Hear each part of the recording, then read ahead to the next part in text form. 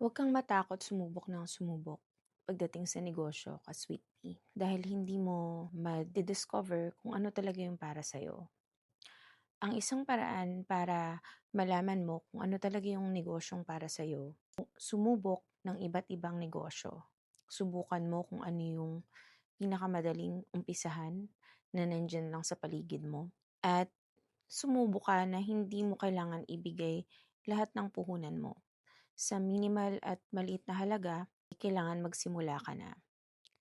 Dahil kung sakaling malugi man yon o hindi man mag-workout, at least meron ka pa ring natitirang pera at puhunan para sa mga susubukan mo pang iba pang mga negosyo. Hi, ako nga pala si Desire Sweet. Isa akong entrepreneur at meron akong mahigit 10 taon ng karanasan sa pagkalugi at sa pagnenegosyo. Nagsimula akong magnegosyo, 8 years old pa lang ako, nung hindi ko pa nauunawaan at natututunan kung ano talaga yung ibig sabihin ng entrepreneur at kung ano talaga yung salitang entrepreneur. Mahilig lang akong sumubok ng sumubok.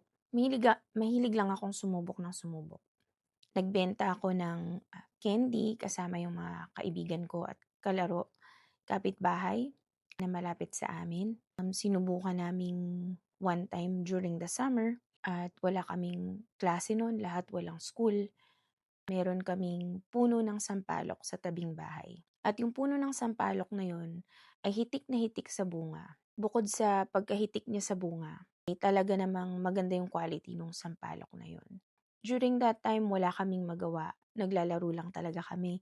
Ini-enjoy lang namin yung aming buong summer. At na-try na naming laruin lahat ng iba't ibang klaseng laro na available at kadalasang nilalaro ng mga kabataan dyan sa Pilipinas.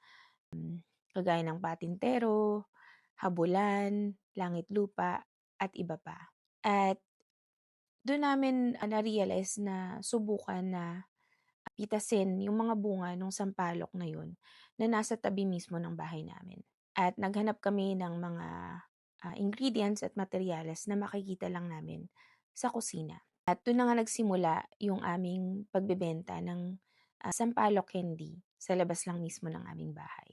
So, napaka minimal effort sabihin na natin or napakasimple pero napakalaki nung natutunan naming yun, naming magkakalaro sa maliit na laro lang na yun or naisipan naming gawin that time. Napakalaki rin ang impact nun sa akin sa pagkatao ko ngayon. Very vivid pa rin sa akin yung mga ginagawa